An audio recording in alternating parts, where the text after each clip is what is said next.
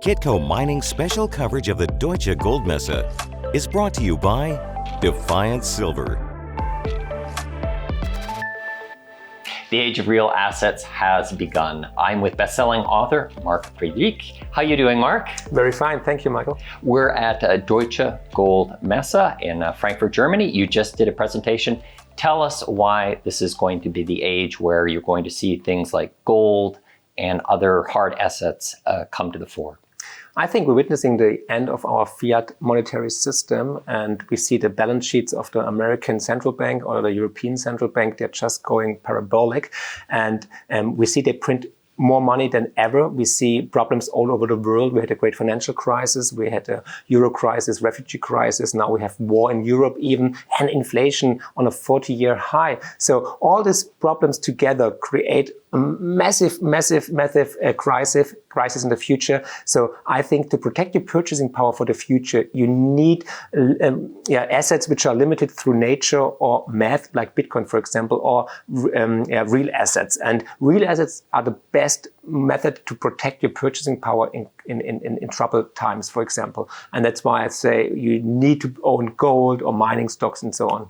You had a great list. I want to get to that in a minute that we talked about. But let's talk about this crisis and why this moment is in particular as well. We had the 2008 financial crisis, for instance, and then you saw that there was a lot of debt that was added during that time. What is particular about this event or this particular era where you're seeing that, where this is really coming to the fore?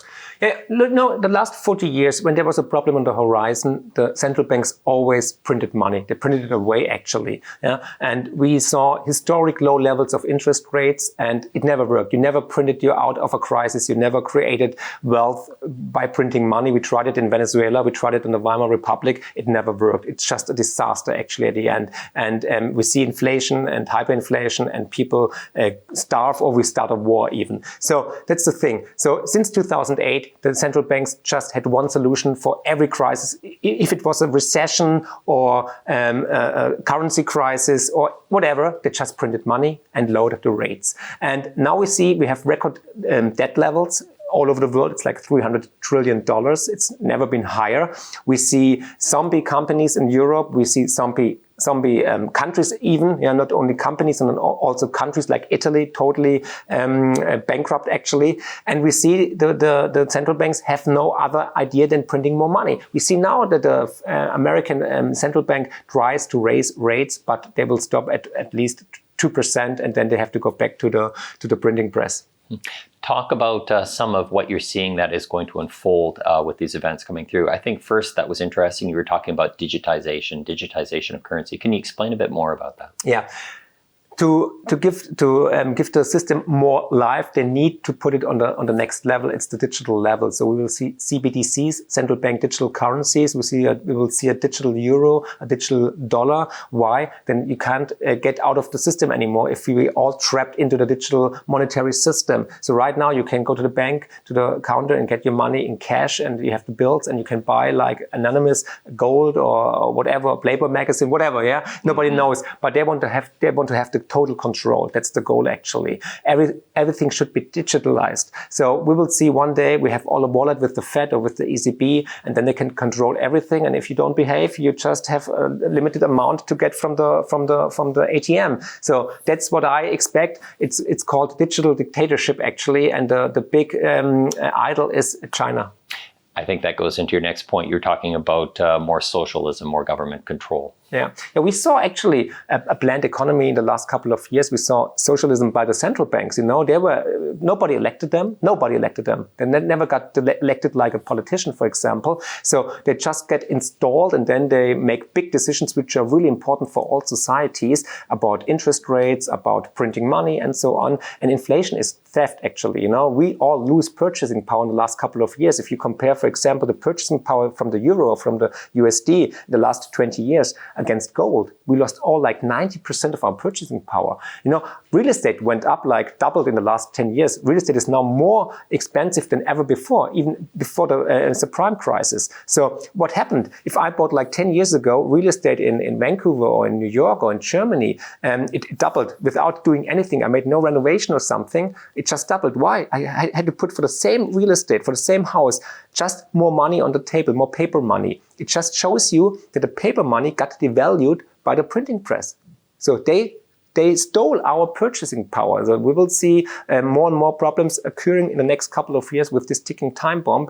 People who get older go to retire. They can't afford a house in Portugal or in Spain or in Germany anymore. It's over. So anyhow, there will be a lot of problems in the next couple of days. Now I forgot your question actually. Anyhow, I was talking like bam, bam, bam. You answered it before. We were talking about you're seeing more socialism. You're seeing more control. Yes, yeah, exactly. And it's a trend right now, actually. Socialism is the trend to control the people. So we will see more socialism all over the world, in politics, in governments, but also on the planned economies with the central banks, and more communism. And right now, I read it on the way here to Frankfurt, we have more authoritarian governments than democracies. And this is the goal actually in the last couple of years, everywhere, in Europe, everywhere. We will see it more often. In Germany, we have first time for a long time now a left-wing government with socialists and the Green Party, and it's just a disaster. So I warn everybody. End of the euro was one of your other predictions. Yeah. If you look back in history, all monetary unions collapsed. They never worked. They always failed. Why? Because it's insanity actually to put like strong economies like Germany and Austria with weak economies like Greece or Italy in one basket. It never worked. It was crazy from the beginning actually. And you see the euro, the ECB has to save the euro since 2010. So we have a balance sheet now from the ECB with nearly 9 trillion euro. It's like 84% of the GDP of the Eurozone to keep the euro alive. So it's already dead, but they don't know it, they don't admit it. But one day it will collapse, and it always collapses because monetary unions never work between different countries with different income, different culture, and so on. So it's just a matter of time. It's not a question if, it's a question when. And the end of fiat?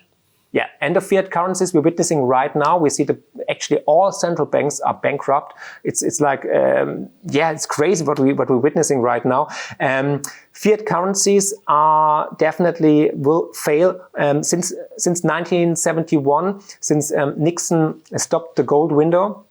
We have fiat currencies which are not backed with anything except with our trust. But this trust is actually kicked from politicians, from central bankers since then actually. And who is trusting the fiat currencies? If you look at the purchasing power, I already mentioned, we lost 90% in the last 20 years. So if you compare it with Bitcoin, for example, we lost 99.9% against Bitcoin. So we get poorer and poorer.